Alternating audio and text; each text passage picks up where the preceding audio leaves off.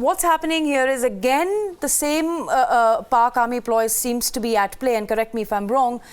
Look at the timing. Raheel Sharif is about or set to retire. Whether he will or not, we don't know. There's this talk of him being now promoted instead of retiring. And Imran Khan has announced a protest. The two things are not connected. There's a lot of speculation about the army chief's elevation or extension. He himself has declined.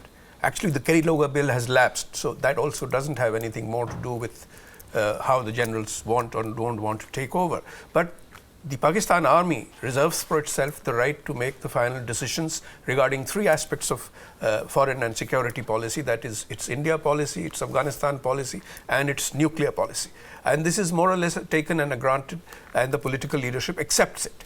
Nevertheless, there is an element of discretion which is available to the Prime Minister to make a selection of the next army chief. And recent developments, the leak of the news report in the Dawn, and the subsequent meeting of corps commanders issuing a warning to the civilian secretariat of the Prime Minister for having deliberately fed information to a journalist which is harmful to national security is definitely a warning to Nawaz Sharif, which he will do well to heed.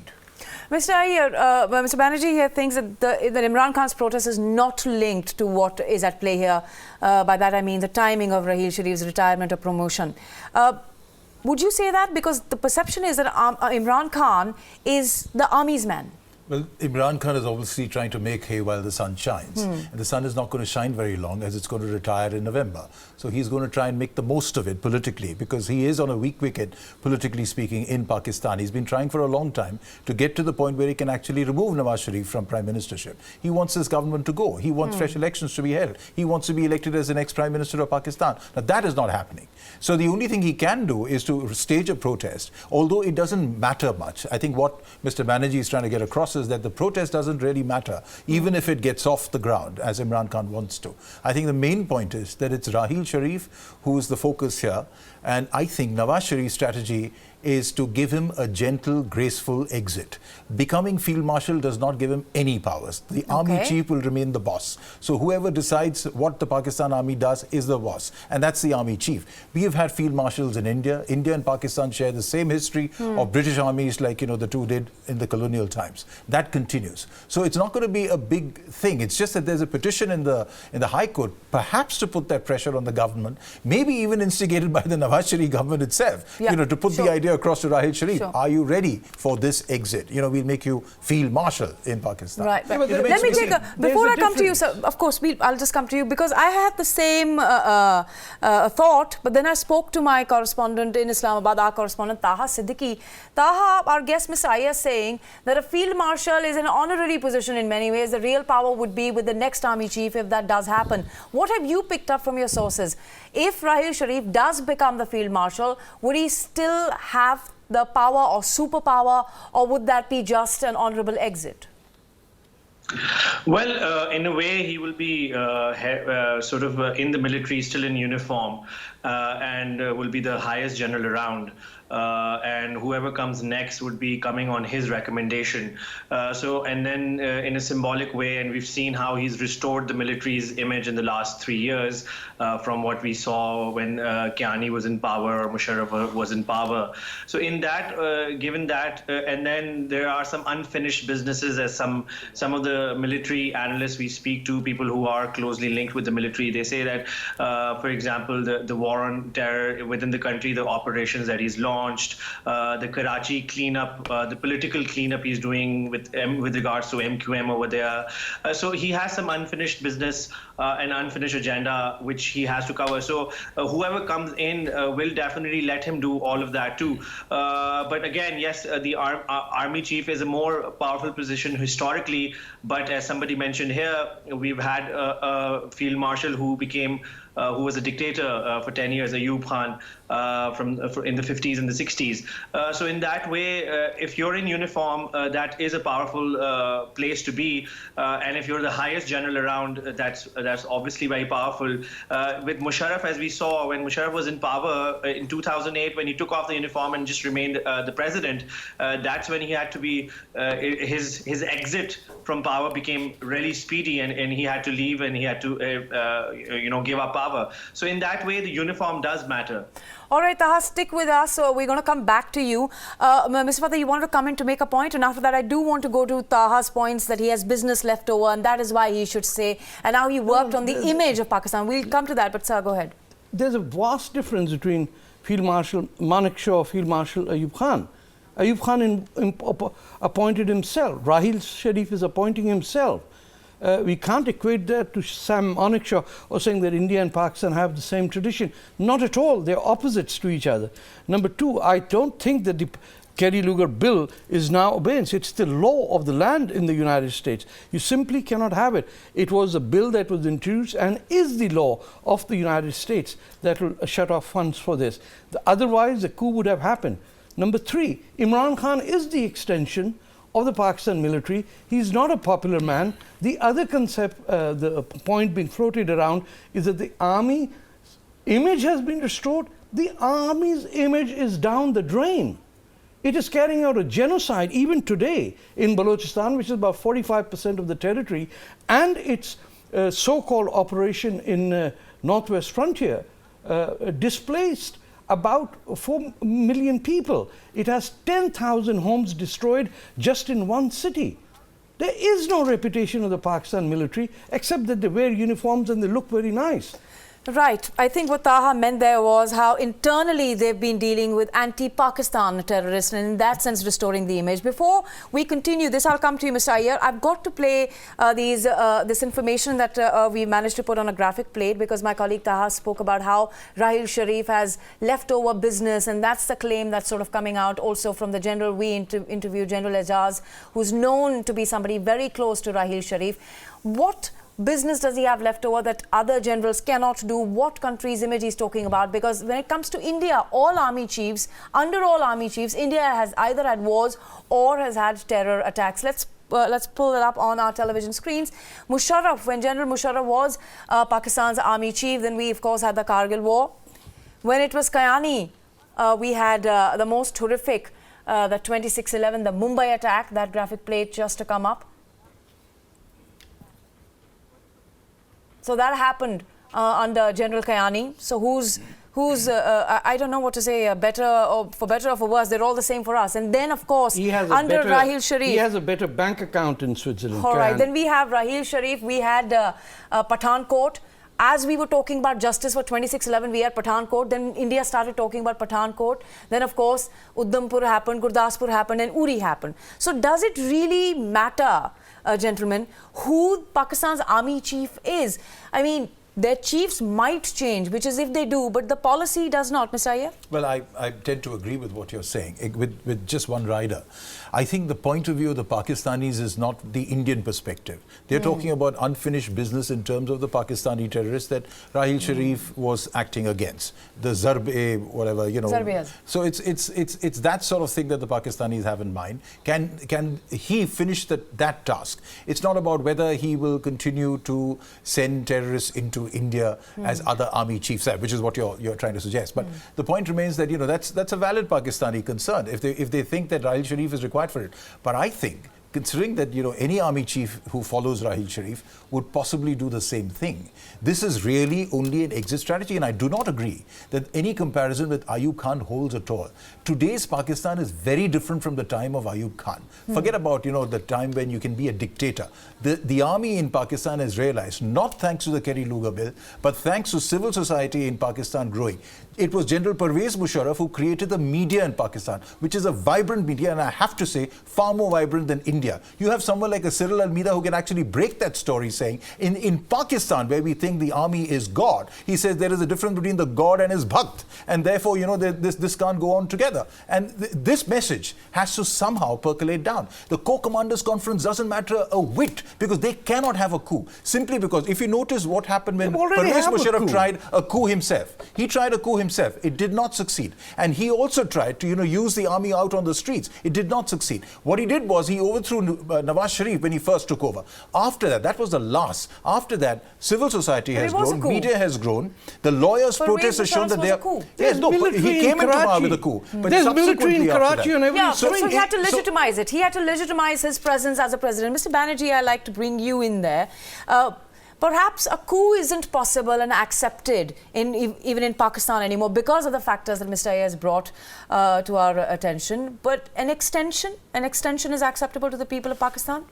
It may be, but it's in the realm of speculation. I entirely agree with Vidya that the civil society in Pakistan would not like a coup, a military coup. And the military is aware of this. So they will not do something which is against the perception or the support that they currently enjoy from civil society. But that doesn't mean that they will give up control over the crucial aspects of security policy. But there is no... What civil society are you talking about? The upper middle class vibes or the Aman ki Asha Tamasha? I mean, there's a genocide in Balochistan. There's an independence movement in Sindhu Desh. In Karachi, have you been there, sir? That at every intersection there's military, there's armored carriers, and there are checkposts. Hundreds of young men from the MQM have been killed. You have turmoil in the north. You have the entire Zarb-e-Azb was to get Chechen warriors and Uzbek warriors from the Pakistan areas and fly them to ISIS areas. So, but are you denying that the media in Pakistan is not vibrant? Are No, you denying that people come on Pakistan television and say anything they want? Are you denying all this? No, I'm saying that you only read the Pakistani I don't read. I've been to Pakistan several times. No, you... Gentlemen, one second. I don't see how the conflict that you're suggesting exists in Pakistan suggests that the civil society has not grown. No, you being an apologist of the Pakistani... Sir. Just a second. Sure, but we'll just have it one by one if you guys don't well, mind. You can ask me to leave if you want to, but here's the point. Of course, I want you to stay. No, here's the point. Please, please. This apology for Pakistan's fancy dressed military and upper middle class is... But that is a voice. There is no voice there. But of course... Are you suggesting... It may be few people... One second. In the Sindh government, in the NWFB, in Balochistan... Tell me which civil society. The civil society for the Indians are the people you meet when you visit that place.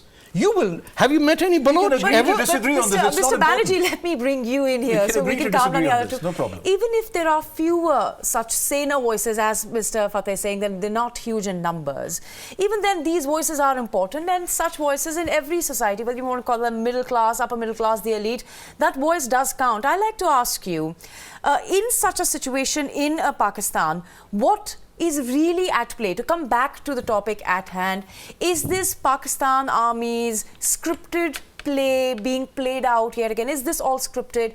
The time comes for the army chief to retire, and then they start talking about, okay, there's a protest going to happen against the government, civilian government is against military, and all of that. We've seen this before as well. No, I don't think this is a scripted play by the army. Imran Khan's protest is about corruption relating to Nawaz Sharif's family in the Panama Papers. 1 year back, he had another agitation. Isn't the timing strategic? No, it isn't. 1 year back, he had another agitation where there was a greater likelihood of his wanting the army to intervene, but Rahil Sharif stayed away from that. What Mr. Fateh is saying is partially correct. There's a lot of repression in Balochistan. And I don't think the Sindhu Desh movement is that vibrant anymore. But Balochistan, certainly, the alienation is very widespread. And the repression is very strong, but the army is on top of the situation. So really speaking, the normal civil society, in Karachi, of course, there is crime, there is a lot of crackdown on the Muhajir elements who had taken to violence. They have tried to cut down... taken to violence? They elected in every seat in Karachi. No, that's all right. But the mayor of Karachi is in jail for 4 months. Yeah, I know that. Nothing to do with if there's going to be... Just a second. But the mayor of Karachi is in jail... That has nothing to do with if there is going to be a coup. That's what she's asking. Let's but you're saying that Karachi there's crime? And the mayor is in because there's Karachi, crime? been crime I understand what you're saying, but I think what Mr. Iyer is talking about Let's is focus on what whether we she really thinks there's going to be a coup. what's happening in Pakistan right now. Rahil Sharif is going to get an extension. Do you think that's likely, the way things are unfolding? My bottom line is simple. Rahil Sharif may not become Field Marshal. he may not get an extension. I suspect it is unlikely that he will get an extension, because that will be the right message for Pakistan to put out to the world. And if there is any truth in Cyril and Meda's report, this is what I expect will happen. I do not expect that Rahil Sharif will continue. In fact, there have been excellent army chiefs in Pakistan, and I mean that professionally. Is this a they have all selective retired lead, and the gone. report? Everybody suspected, oh, these guys are going to be given extensions. They were not given. I like to ask Mr. Banerjee. I tend to, that's not the discussion here. I tend to believe that he will not continue. Your premise is that Pakistan has professional generals. It does. Like Jahangir Karamat, I think, was a very professional really? and excellent You know his chief. bank accounts in Switzerland? Well, I don't know. Do you know Then mine? No, Ah, you so not let's his not- general. let's not get into No, no, discussions listen, that are listen, relevant here. What do you think the about most completely what do you think about the Dawn report? Just a second. Is there Dawn report was there because civilian government is against the army, or was that a specific leak? It is a tussle going on. Okay. But Cyril Almeida could not have done that if he had not had the backing of someone in the Pakistan deep state. Okay. Deep state? You mean the army? There's more. This makes sense. Oh, the so the ISI. deep state, the army No, makes no. this comment, and then the core commander. Don't kick laugh off at the me, Prime sir. Minister. I was born there. I've been in prison over there. I'm not laughing at you. No, this You're upper doing class, this all to yourself. this upper class Indian arrogance that they know better about Pakistan than what's happening in Pakistan is incredible. She asked me what I thought. I'm just telling her what I gentlemen, thought. you're I talking about agree. me. disagree. Mr. We can Fateh. agree to disagree. Mr. Iyer, You think like the ISI, you know better than me? No, sir, nobody's claiming that. We're Of just course trying it to is. have a No, conversation. you're not having a conversation. You're asking me, as someone who's born in Pakistan, to buy into the nonsense of No, the sir, we're Aman just ki putting our aasha perspective. tamasha. But, sir, Aman ki Asha, wouldn't you That's say what there is we- some... Nothing. Okay, you're saying it's overplayed. You're saying it's not overplayed. It's the ISI move into India. All right, sir. Nobody comes here without an ISI clearance. Do you think that there is this tussle between the civilian government and Pakistan's deep Absolutely. establishment? Yes. How huge is this? It is there any massive, chance and of success for the civilian government? It's a massive difference, and the differences are over corruption. How much money has been taken out by who? In which Swiss bank account? Does You know. the civilian government stand any chance whatsoever in dealing with Pakistan's army if they really are taking At the them on? moment, the civilian government is not in any real danger of being toppled. The issue is whether the selection of the next army chief will be done as per the recommendation of Rahil Sharif, or there will be an element of discretion which Nawaz Sharif will have or will exercise. That is the main issue. Iyer? Yep, I would agree with him. I think this is going to be a decision taken by Nawaz Sharif in consultation with Rahil Sharif. And that's the way I see this proceeding. And of course, the next army chief will have his own agenda. And I don't see much difference, therefore, happening in terms of Pakistan's attitude towards India or its policy towards India. But yes, something has been set afloat. And I don't know which way it's going to go. Only time is going to tell us when we'll get more information coming out of Pakistan as to which way it's proceeding now. But clearly something has happened. And what's going to be the impact on South Asia? Because Pakistan's army chief is a very powerful position and, you know, an important one for all of South Asia, Afghanistan included. And you worked quite a bit there. As far as Pakistan's policy towards either India or Afghanistan is concerned, the arrival of the next army chief will not change anything. It will remain what they are doing as of now. So in Afghanistan, Pakistan has a lot of problems because of burgeoning differences on the border issue. Also the disillusionment of Ashraf Ghani after he had extended a hand of friendship towards Pakistan. So there may be some pressure on the next army chief to notionally change that approach. But whether it will really happen or not, difficult to say. And Mr. Fateh, I'd like to bring you in here. Do you think there will be another army chief, or is Mr. Sharif likely to stay on? It could go either way. Okay. But it won't change anything. The real issue is that it's a military-industrial complex. It's not about power. It's about billions of dollars that are exchanging hands. It is about the Panama Papers. And it is much more about the complete disintegration of Pakistan that is cracking up, despite the people who come to India and tell you otherwise. It's not going to happen the way the story is told to India's chattering classes. It is not even close to what you think is happening over there. So I think at least on one thing we're on consensus, that whoever the next army chief is, or even if Rahil Sharif stays, the policy is not going to change, and that is the more worrying aspect of it. Gentlemen, stay with us. We do have Shabazz Jelani. He is a former BBC correspondent. He's joining us from Pakistan. Let's get some more perspective from Islamabad, find out what's happening. Thanks very much, sir, for speaking to WION. as far as the news of this petition that's been filed to get Raheel Sharif promoted to the position of Field Marshal is concerned, what's the talk in Pakistan? It's not really being taken seriously. I think most people agree that General Raheel Sharif is on his way out as scheduled at the end of November. And that is why there's a lot of speculation about who might take over from him. And there are a number of senior generals on the seniority list. And their names are being discussed in the chaplain class. All right. And Mr. Jelani, would you say that that is quite a drastic change then in how Pakistan's society is reacting to such information being promotion of an existing army chief who should be retiring? Is there some sort of a collective consciousness of Pakistan that does not want their army chiefs to be promoted or repeated, and they would like them to finish their term and go? You know, as you were saying earlier, the Pakistani army chief is arguably the most powerful man in the country when it comes to foreign policy and national security. And that is why there's always enormous interest and speculation about who that person is going to be. So what we are witnessing in Pakistan right now is basically that interest about who that person will be, what are their leanings, what are their threat perceptions, for example. Do they see Taliban and militancy as a real threat to Pakistan, or does India remain the existential threat? Because in the last 5-6 years, we've seen some realization among the top generals that the threat to Pakistan actually comes from within, from the jihadi groups and from militant groups, and that with India, we need to sort out our differences. But every time there's a movement by the civil government, it's one step forward, 2 steps back. And so it will be very interesting to see who the next army chief is and what their leanings are. So we know that there's an institutional interest in keeping India as an enemy, presumably to justify such a large army in a country like Pakistan. But who knows? You never know. Sometimes things change, and the new person might bring in some fresh thinking. And Mr. Jelani, what do you make of the Dawn report? Is there a power tussle between the civilian government and Pakistan's deep establishment? Is the civilian government really taking on the deep establishment, or is that just a leak meant for the international community? Look, the civil-military disconnect in Pakistan is an open secret. Everyone knows that the civilian governments in the last decade or so, civilian governments have tried to assert themselves to wrest control of civilian matters from the military.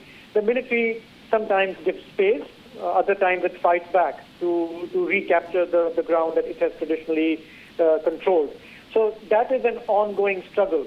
I think Dawn's story was not necessarily timed well, and it seems to me it was designed to pinch the army. And we saw the reaction. It was expected that the army would not take it seriously and they will retaliate. And we saw a lot of overreaction in the last week or so. But I think this is an ongoing battle for Pakistan's civilian class, political class, for its civil society, to make the army realize that their real job is, to guard the borders and to mind its own professional business rather than interfering in civilian matters. Unlike India, where the army is subservient to elected government, in Pakistan, the army chief essentially holds a veto over policy decisions, and that is an ongoing battle. It doesn't look like it will be resolved anytime soon. Mr. Jelani, thanks very much for joining us with your perspective. We value the fact that you've joined us here and given us fresh perspective from Pakistan. Let's get the final word from our panelists now. Mr. Fateh, final question to you, sir. This military-industrial complex, as you put it, is it slowly but surely crumbling? Is it beginning to crumble, or you don't see any change? Not at all. It is strengthening every day. It has huge support from the United States. It is directly connected with or do you say something funny? Or? No, I entirely agree with you. Go ahead, sir. Go ahead, sir. Go ahead, Mr. Fateh. Please, I urge you. Okay. Don't worry about it. Please go ahead, sir. They know better about Pakistan. Please go ahead, sir. जाने दें, मिट्टी डालें. It's okay. Mr. Banerjee. Well, the Pakistan military-industrial complex is still very powerful. It is not crumbling. But they do not want to directly take over the reins of government. Okay. Mr. Iyer? I genuinely agree with what Mr. Tariq Fateh says, that the military-industrial complex in Pakistan will thrive and continue to thrive in the foreseeable future. The only comment I would like to make at the end is just this, that the Cyril Almeida report, to my mind, suggests something important. It suggests that there is a problem there, and it suggests to me that by appointing a new army chief, the civilian government is offering the army an honorable exit from the sort of policies it has been following, so that the new army chief can start on a clean slate to perhaps change the direction of Pakistan's policy. But I'm sorry, that almost sounds like the civilian government is the more powerful institution, that they are even in a position to give an honorable exit. No, they are giving an honorable exit in the sense they are good if this field marshal idea is true, and if that happens, then. If not, Rahil Sharif just retires and fades away, the new army chief takes over. But it's good that the new army chief is taking over now in November, because after this report that suggests there is a problem, that new army chief at least has a chance to try and do something about the isolation of Pakistan diplomatically worldwide. That's about the only glimmer of hope that I can see in this process. That's all right, Mr. Fateh, I'll give you the final word, please. As long as the ISI is there, and Indians believe that LET or Hizbul Mujahideen are civilian or madrasa soldiers and not Pakistani soldiers in civilian uniforms, you're going to have trouble, because you're reading your enemy completely the way they want you to. Thanks very much, gentlemen, for joining us. A fiery debate and nothing less is expected. Stay with us. We'll take a short break, and after this debate, we talk about how Donald Trump is playing the Hindu card and why. Stay with us.